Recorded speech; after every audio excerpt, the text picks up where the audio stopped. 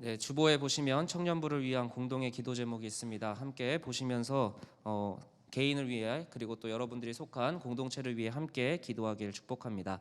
매주 금요일 가나의 집 열리몰에서 8시 반마다 금요 기도회가 있습니다. 시편으로 어떻게 기도해야 하는가 배우고 있습니다. 함께 뜨겁게 찬양하고 기도하고 싶은 모든 사람들을 환영합니다. 멋진 인생이라는 제목으로 하나님의 말씀을 선포하겠습니다. 여러분들에게 만약 멋진 인생이 어떤 삶인가 물어보면 어떤 모습의 인생이 떠오르시는지 한번 머릿속으로 그려보시면 좋겠습니다.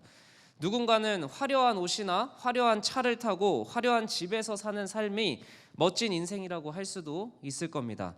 또 누군가는 좋은 직장에서 높은 자리에 승진하는 것을 멋진 인생이라고도 할 수 있고, 또 누군가는 자기만의 번듯한 사업체를 만들고 일구어가는 것을 멋진 인생이라고도 할 수 있을 겁니다. 그러나 목사로서 여러분에게 또 한 가지의 멋진 인생이 있다는 것을 오늘 말씀으로 선포하길 원합니다. 우리를 만드시고 세상을 창조하신 하나님이 인정하시는 멋진 인생이 있습니다. 그리고 그 하나님이 우리의 삶을 멋진 인생으로 만들어가길 원하신다라는 겁니다. 아마 세상의 가치와 세상의 이해 속에서 한 번도 생각해 보지도 못한, 그리고 꿈꿔보지도 못한 진짜 멋진 인생을 여러분에게 소개해 드리려고 합니다. 그래서 오늘 말씀을 통해 여러분의 가치관이 변하길 원합니다. 오늘 말씀을 통해 여러분의 비전이 변하길 축복합니다. 하나님만이 주실 수 있는 진짜 멋진 인생을 꿈꾸며 함께 살아내는 하이청년부 모두가 되기를 주님의 이름으로 축복합니다. 멋진 인생을 살기 위한 첫 번째 발걸음입니다. 따라해 봅시다. 평소의 습관을 점검하라. 자, 오늘 첫 말씀은 이렇게 시작을 합니다. 하나님과 함께 일하는 자로서 바울이죠. 너희를 권한다, 너희에게 이야기를 한다 라고 하는 겁니다. 하나님의 은혜를 헛되이 받지 말라. 지금은 은혜 받을 만한 때요, 지금은 구원의 날이로다 라고 선포를 합니다. 이 말을 하고 나서 바울이 구약 말씀을 인용을 합니다. 뭐라고 인용을 하냐면, 하나님이 은혜를 베푸시는 때에 너에게 듣고, 그러니까 너희의 소리를 듣고 구원의 날에 너를 도우시는 분이 하나님이다 라고 선포를 합니다. 그러면서 바울은 지금이 바로 은혜 받을 만한 때라고 이야기를 하고 있는 겁니다. 지금이 바로 구원받는 날이다, 지금이 진짜 중요한 날이다 라고 선포를 하는 거죠. 바울이 구약의 말씀을 인용하면서까지 지금이 은혜 받을 만한 때다, 하나님의 은혜를 헛되이 받지 말라라고 이야기하는 그 뜻은 무엇일까요? 고린도 교회는 여러분, 제가 지난주에도 말씀드렸지만 바울을 매우 무시하고 악성 루머를 퍼뜨리고 가짜 사도라는 프레임을 씌우고 있다라고 말씀을 드렸습니다. 그때 어떻게 했죠? 너희가 잘못하고 있다라는 것을 편지를 써서 알려주기도 했고, 그 편지를 안 읽으니까 눈물로 방문을 했고, 그래도 쫓겨나니까 어떻게 하죠? 또 편지를 보냈죠. 추천서도 없는 가짜 사도라고 프레임이 씌워져도 바울은 끝까지 그들에게 사랑을 표현했다라고 이야기를 했습니다. 근데 한번 이렇게 생각을 해봅시다. 왜 고린도 교회는 그토록 바울을 무시할 수밖에 없었을까? 바울이 그렇게 잘못한 게 없는데 왜 무시했을까라는 게 문제입니다. 왜냐하면 바울이 살아내고 있는 그 인생의 모습이 멋있어 보이지 않아서였기 때문입니다. 여기저기서 매질당하고요, 돌을 맞을 뻔한 적도 있고요, 죽을 뻔한 적도 있고요, 로마 시민권이 있는데 감옥에 갇힐 뻔한 사람이 바울이었습니다. 온몸에 상처투성이고 낮에는 천막을 만드는 일을 하고 생계를 유지해야 되니까, 그리고 밤에는 복음을 전하는 겁니다. 로마 시대 때 잘 나가던 사람들은 다 어떻게 살았습니까? 노예들 쫙 부리고 누워가지고 음식 먹고 배부르면 토하고, 그렇게 살던 게 로마의 멋진 인생이라고 생각하고 있었는데 바울이 살고 있던 모습이 그렇게 멋져 보이지 않는다라는 겁니다. 멋이 없어 보이니까 바울이 가짜 사도라고 조롱해도 바울에게 너는 가짜야, 너가 전하는 복음은 가짜야, 멋없어 라고 이야기해도 자기네끼리 웃을 수 있는 겁니다. 진짜 멋없으니까요. 하나님을 믿는데 저렇게 고생한다고? 하나님을 믿는 인생이 저렇게 초라하다고? 이해 안 되고, 그러니까 부정을 하는 겁니다. 가장 세속적인 도시라고 할 수 있는 이 고린도라는 도시에서 평생을 사는 사람들에게는 진짜 복음을 듣는 게 불편했던 겁니다. 진짜 복음을 살아내는 사람의 모습이 너무 불편했다라는 거죠. 그러니까 진짜 복음을 전하는 바울은 가짜 사도라고 하고, 가짜 복음을 전하는 사람들은 진짜 사도라고 정신승리를 하기 시작한 거죠. 그런 사람들에게 바울이 하나님의 은혜와 하나님의 구원이 진짜 뭔지를 다시 설명해 주기 시작하는 겁니다. 이집트에서 노예로 살던 사람들이 이스라엘 백성이었죠. 하나님은 그들에게 새로운 땅을 주겠다고 약속을 이미 하신 상태였습니다. 그리고 하나님이 그들을 꺼내기 위해서 응답을 하신 거죠. 왜? 이스라엘 사람들이 이집트에서 힘들다고 계속 기도했거든요. 그래서 모세라는 리더를 세우셔서 꺼내주십니다. 이집트에서 꺼내주시고 하나님이 약속하신 가나안 땅까지 도착을 해요. 하나님이 주신 가나안 땅이요, 이미 주셨습니다. 약속을 하셨어요. 그러면 이제 그 땅이 어떤 땅인지 봐야 되잖아요. 그래서 모세가 12명의 정탐꾼을 세워서 보냅니다. 근데 12명 중에 무려 10명이 뭐라고 이야기를 하냐면, 땅을 보고 온 게 아니라 그 땅에 살고 있는 사람들을 보고 쫄아서 오는 거예요. 그래서 뭐라고 얘기를 하냐? 우리는 안 돼요. 이 땅 우리가 차지 못해요. 너무 강력한 사람들이 살고 있어요 라고 이야기를 하는 겁니다.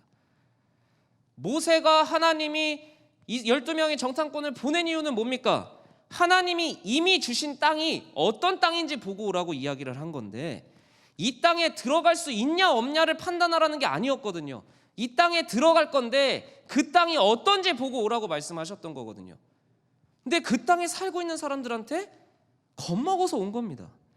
결국 10명의 이야기를 듣고 이스라엘 민족이 다 똑같이 겁을 먹습니다. 그리고 밤새 울고 통곡해서 결국 어떻게 되느냐? 그 땅에 못 들어갑니다. 40년 동안 광야를 뺑뺑이 하는 게 이때 시작된 거예요. 너네 못 들어가? 너네가 그렇게 말해? 그래, 오케이, 너희의 바람대로 해줄게. 그래서 못 들어가고 그 다음 세대가 들어가게 된 거죠. 구원을 거절하고 그들은 40년을 뺑뺑이 생활을 한 겁니다. 여러분, 그런데 잘 생각해 봅시다. 그 사람들이 이때만 이랬을까요? 정말 중요한 가나안 땅 앞에서만 구원을 거절한 거였을까요? 아닙니다. 이들의 습관이었어요. 이스라엘 백성들의 습관은 뭐였냐면요, 오늘에 만족하지 못하고 지금에 만족하지 못하고 불평불만하는 습관이 있었습니다. 애굽에서 노예 생활할 때 기도했어요. 하나님, 너무 힘들어요, 꺼내주세요. 하나님, 구원해주세요, 부르짖었습니다. 그래서 하나님이 모세를 통해 10가지 재앙을 보이시고 그들을 구원하셨습니다. 감사했을까요? 아니요, 바로 불평합니다. 우리를 왜 꺼내가지고 홍해 앞으로, 그리고 왜 뒤에는 군대가 쫓아오게 하세요? 불평을 합니다. 그러면 어떻게 했을까요? 하나님이 홍해를 가르시고 구원해 주셨습니다. 그랬더니 막 찬양해요. 와, 역시 하나님 최고다. 그러고선 계속해서 감사했을까요? 아니요, 기적을 본 순간에는 감사하는데 그 나오자마자 또 불평불만을 하게 합니다. 광야보다 애굽이 나은 것 같은데, 차라리 애굽으로 돌아가게 해주지 왜 꺼내가지고 생고생 시키지? 목이 마르다고 또 불평을 합니다. 그래서 물을 주십니다. 배고프다고 해서 만나를 주십니다. 그러니까 어떻게 합니까? 우와, 구원의 하나님이다, 찬양을 합니다. 그러다 시간이 지나서 뭐라고 얘기합니까? 왜 만나만 줘? 고기도 좀 줘야지. 애굽이 난데. 하나님이 또 메추라기를 주십니다. 끊임없이 그들은 주어진 오늘의 불평불만하는 습관을 갖고 있었습니다. 그리고 요구만 하는 습관에서 벗어나지 못하고 있었습니다. 결국 하나님이 광야가 힘들구나, 여기가 내가 약속한 땅이야, 보고 와 라고 하셨을 때 아주 중요한 그 순간에 또 불평불만하는 겁니다. 여기를 어떻게 들어가? 저런 애를 어떻게 이겨? 저기서 어떻게 살아? 결국 하나님의 그 구원을 거절하는 겁니다. 왜? 매일매일이 불평불만하는 습관에 젖어 있었다라는 거죠. 감사할 것을 찾는 습관이 아니라 그 순간에서도 어떻게든 못할 이유, 불평할 이유, 불만을 가질 이유에 집중하고 살고 있었던 사람들이라는 겁니다. 고린도 교회 성도들은 끊임없이 자기가 하고 싶은 것, 이전의 욕망을 벗어나지 못하고 있었습니다. 하나님의 약속을 바라보고 하나님의 말씀대로 오늘 주어진 일에 최선을 다하지 못하는 습관에 젖어 있었어요. 그래서 바울은 편지도 보내고 방문도 하고 그렇게 했지만 그들은 바울을 핍박하고 무시하고 심지어 바울이 갖고 있던 고질병을요 조롱하면서 놀리고 쫓아냅니다. 바울은 그래도 그들에게 분명하게 알려주고 싶은 게 있었습니다. 지금이 은혜 받을 때라고, 지금이 최고의 순간이라고 이야기를 하는 겁니다. 지금이 구원받을 때라고 말해주는 겁니다. 너희의 인생이 길다고 생각하지 말고, 나중에 기회 있을 거라고 생각하지 말고 지금 말씀에 반응하라고 촉구하는 겁니다. 여러분, 하나님께 뭐 기도하고 있습니까? 나의 소원, 나의 바람을 이루어달라는 기도 너무 소중합니다. 딴 데서 기도할 바에야 하나님한테 기도하십시오. 맞습니다. 그런데 그 소원을 말하는 기도의 근원이 오늘에 대한 불평불만하는 습관이 아니길 또한 주님의 이름으로 축복합니다. 여러분, 제가 맡은 영혼들의 기도 제목을 엑셀에 정리해놓고 보면요 참 인생이 아이러니합니다. 누구는 이렇게 기도를 해요. 하나님, 원하는 직장을 주세요. 근데 또 누구는 이럽니다. 하나님, 직장을 그만두고 싶어요. 누구는 이럽니다. 하나님, 결혼하고 싶어요. 근데 또 누구는 얘기합니다. 아유, 남편 때문에 못 살겠어요. 아기를 갖게 해달라고 기도를 합니다. 자식 때문에 못 살겠다고 또 기도 제목이 올라옵니다. 우리가 원하는 것 하나님이 이루어 주실 수 있죠. 우리의 기도 제목 하나님이 이루어 주실 수 있습니다. 그러나 오늘 우리에게 주어진 것에 감사하는 습관을 하나님 앞에서 세워나가지 않으면 우리는 하나님이 주셔도 누리지 못하는 인생이 된다라는 거예요. 하나님이 주셔도 받지 못한 사람처럼 불평불만하면서 끊임없이 채워지지 않은 채로 살아가게 된다라는 겁니다. 하나님이 역사하시는데 하나님은 나한테 역사 안 하셔라는 이상한 말을 하고선 살게 된다라는 거예요. 감사할 것을 찾는 훈련을 하지 않으면 인간은 죄인이니까 불평할 걸 찾게 됩니다. 단순히 긍정적인 생각하라는 게 아니에요. 하나님이 오늘 나에게 주신 일에 최선을 다하고 그 안에서 하나님을 발견하는 습관을 여러분들은 매일매일 해야 되는 겁니다. 그 습관이 정말 결정적인 순간에 하나님이 약속하신 가나안 땅에 앞에 섰을 때 난 못 들어가, 난 못 이겨가 아니라 그 두 명 여호수아와 갈렙처럼 하나님이 주신 땅이야, 들어갈 수 있어 라고 말할 수 있게 된다는 겁니다. 결정적인 순간에 여러분의 삶을 가장 멋진 삶으로 바꾸는 것은 무엇이냐? 오늘 은혜 받을 만한 때다. 오늘이 구원받을 만한 때다. 오늘 하나님이 일하고 계시다라는 증거, 감사할 것을 찾는 습관이 여러분을 결정적인 순간에 멋진 인생으로 바꿔줄 겁니다. 멋진 인생의 두 번째 발걸음 한번 따라해 봅시다. 하나님의 일꾼이 되자. 오늘 4절 말씀에서 바울은 오직 모든 일에 하나님의 일꾼으로 자천한다라고 이야기를 합니다. 바울의 분명한 정체성 중 하나가 뭐냐? 나는 하나님의 일꾼이다라는 겁니다. 여러분들, 일꾼이라는 정체성은 그렇게 로맨틱하지는 않죠. 왜냐하면 내가 하고 싶은 일이 아니라 시키는 일을 하는 자리고요, 일을 해야 되는 시간이 따로 있습니다. 쉬고 싶을 때 못 쉽니다. 그 시간을 내가 정할 수 없어요. 바울도 하나님의 일꾼이라고 스스로 자천하지만 일꾼이기에 감당해야 했던 어려움들을 나열하기 시작합니다. 4절 5절에 총 9개의 어려움이 나열되는데 보이시죠? 많이 견디는 것, 환난, 궁핍, 고난, 매맞음, 갇힘, 난동, 수고로움, 자지 못함, 먹지 못함. 이것이 바울이 하나님의 일꾼으로서 견디어야만 했던 어려움들이었습니다. 이 어려움들이 나열되는데 여러분, 하나님의 일을 하다 보면 세상적으로 살 때랑 다르게 산다는 이유로 어려움이나 갈등이 생기기도 합니다. 그리스도인이라는 이유만으로 누군가가 싫어해요. 그리고 나 스스로도 뭔가 그리스도인이야, 교회 다녀, 하나님 믿어라는 말을 선뜻 못 해냅니다. 왜? 내가 저들하고 사는 인생이 그렇게 달라 보이지 않거든. 저들이 원하는 것과 내가 진짜 원하는 것이 크게 다르지 않으니까 말을 잘 못하는 겁니다. 때로는 그리스도인이란 이유만으로 싫어하고 불편해하고 핍박을 하는 경우도 있고요, 주변의 모든 사람들이 저 사람 어떻게 한번 유혹시키고 넘어뜨리려고 애를 쓰는 경우도 있습니다. 그리고 때로는 예수님을 믿는다는 이유만으로 스스로 인내하며 절제하는 삶을 살아야 될 때도 있다라는 겁니다. 이런 모습들 보면, 이런 어려움들 보면 하나님 일꾼 되는 것보다 그냥 내가 내일 잘하는 게 좋은 거 아닌가 생각이 들 수도 있습니다. 실제로 성경을 보면요, 세상적으로 봤을 때 멋진 인생을 산 사람이 그렇게 많지 않아요. 하나님의 말씀만 전하던 사람들이 죽습니다. 고문당하고 핍박받는 이야기들이 성경에 나오는 것 보면 하나님의 일꾼이 된다라는 기도가 여러분들에게 부담스럽게 느껴질 수가 있어요. 그러니까 자꾸 이렇게 기도하는 겁니다. 하나님, 저 하나님의 사람이잖아요. 저 하나님 자녀라면서요. 제 일 좀 도와주세요. 저 이런 소망이 있거든요. 이런 소원이 있거든요. 이거 좀 이뤄주세요 라고 기도를 하는 겁니다. 그러다가 지칩니다. 하나님, 내 일 왜 안 도와주세요? 하나님, 내 기도에는 왜 응답 안 하세요? 하나님이 물으시지 않을까요? 내가 너희를 왜 도와야 되니? 나는 너가 내 일을 도우라고 너를 내 사람으로 불렀는데 왜 내가 너의 일을 도우려고 할까? 물어보실 겁니다. 여러분, 내가 하나님의 사람이라는 뜻은요, 내가 하나님의 일을 위해 부름받았다라는 거지 내 일을 위해 내가 하나님을 만나준다라는 뜻이 아닙니다. 여러분들이 이 자리에 나와 있는 건 내 일을 이루기 위해 하나님 만나줘야지 라고 온 게 아니라 하나님 나라의 일을 여러분들에게 맡기기 위해 여러분들을 먼저 부르시고 선택하고 이 자리에 하나님이 부르셨다라는 거예요. 여러 번 이야기했지만 여러분, 가장 중요한 건 순서입니다.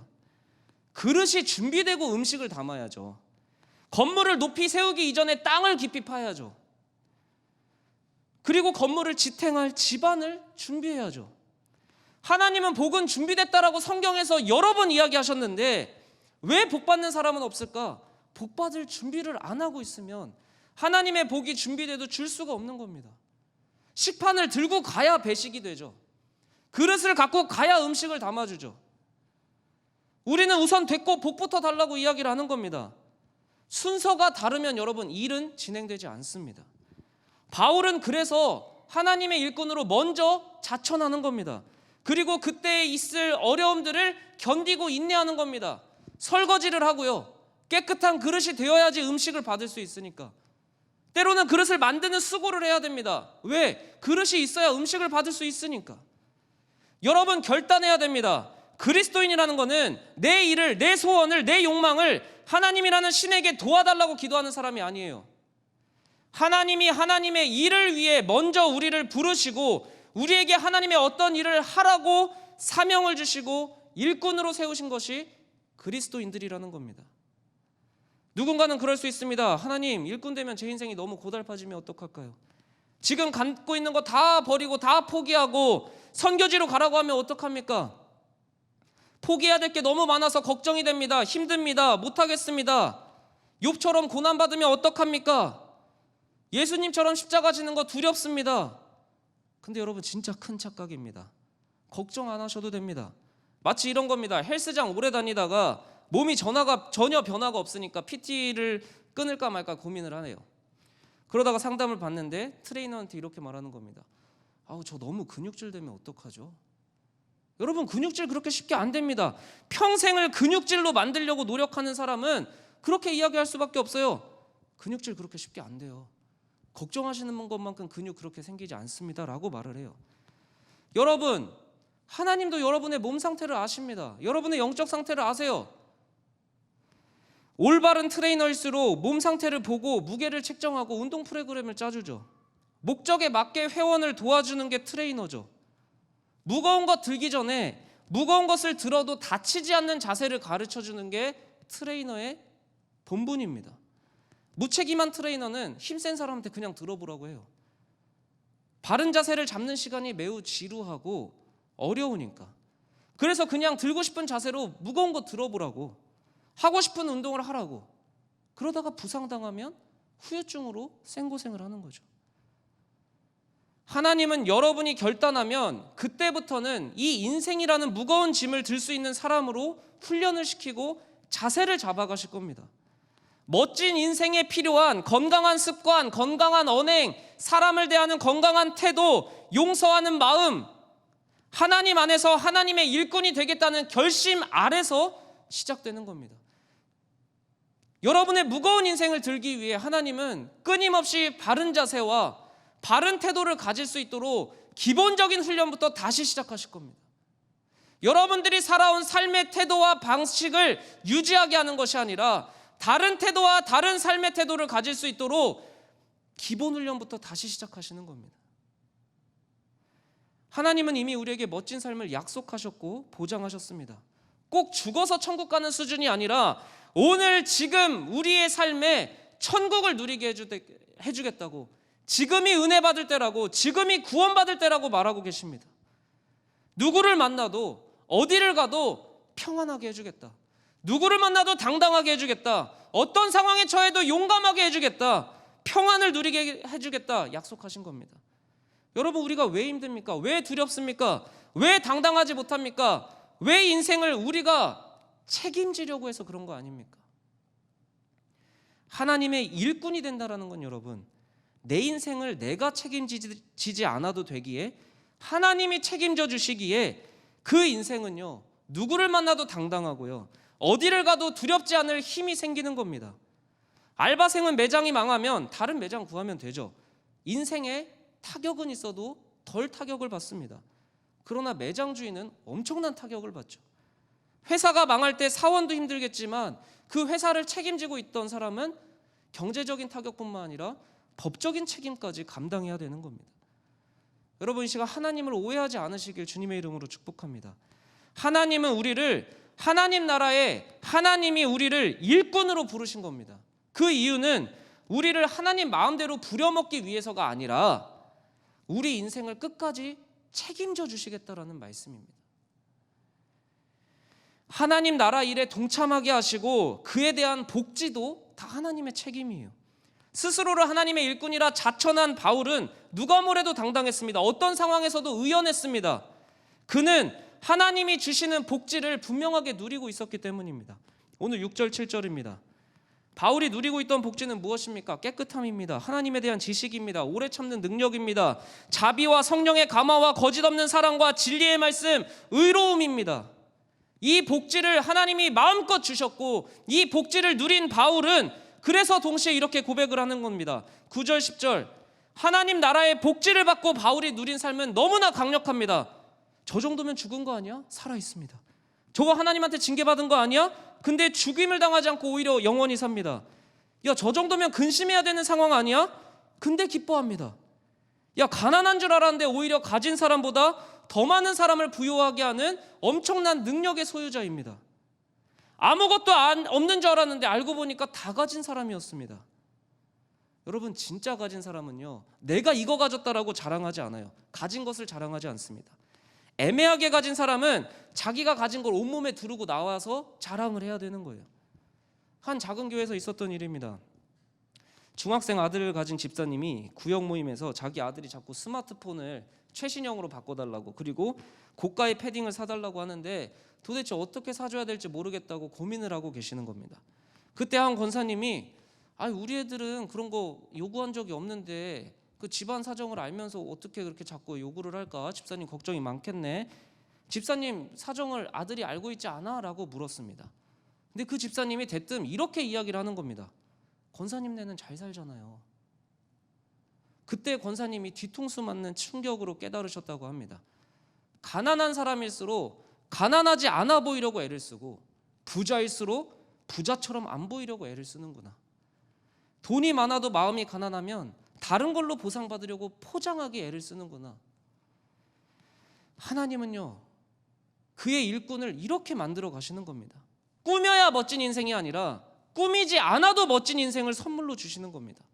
멋진 차를 타고 멋진 옷을 입어서 멋지면 오히려 내 존재가 멋지지 않다라는 걸 스스로 인정하고 있는 거죠. 나는 멋진 차 없으면 멋있는 사람이 아니야. 나는 명품을 입지 않으면 멋있는 사람이 아니야. 그러니까 난 명품 옷이 너무 필요해. 난 멋진 차가 너무 필요해. 왜? 이거 없으면 난 멋있는 사람이 아니거든. 내가 봐도 내가 안 멋져 보이니까 멋져 보이는 거로 나를 자꾸 포장하는 거에 집중을 하는 겁니다. 그러나 내가 진짜 멋진 존재라면 나의 소유가 아니라 내 존재를 드러내는 사람이 되겠죠. 하나님은 내가 가진 게 멋진 인생이 아니라 내가 멋진 인생을 선물로 주시는 분입니다. 그래서 누구를 만나도 쫄지 않고 당당하게, 그러나 예의 있게 내 생각을 말할 수 있는 사람으로 변화시키시고요. 폭력과 조잡한 세상의 방법으로 나를 핍박하려고 해도 오히려 품어주는 큰 그릇의 사람으로 만들어주십니다. 그래서 오히려 모든 사람이 후에는 진가를 인정하는 사람으로 만들어 가시는 겁니다. 하나님이 누리게 하시는 삶을 살아내는 우리 모두가 되길 축복합니다. 무명한 자 같아도 유명할 수 있는, 모두가 죽이려고 해도 오히려 죽임당하지 않는 당당한 사람이 되길 축복합니다. 모든 사람이 여러분의 인생을 근심하는 것 같은데 오히려 기쁨을 선포할 수 있는 사람, 가난한 줄 알았는데 누구보다 많은 사람을 살리고 부유하게 하는 영향력 있는 사람, 가진 게 없어 보이는데 알고 보니까 진짜 다 가진 사람, 그런 멋진 인생을 우리 주변에 영향을 끼치고 살아내는 멋진 그리스도인들이 되시길 주님의 이름으로 축복합니다. 이 시간 그런 삶을 함께 찬양하며 결단하길 원합니다. 여러분, 이 자리에서만 하나님 앞에서 깨끗한 척, 하나님 앞에서 거룩한 척, 이 자리에서만 말씀으로 모든 걸 할 수 있는 것처럼 사는 것이 아니라 여러분의 매일의 삶에서 하나님의 당당함을 드러내는 삶이 되길 축복합니다.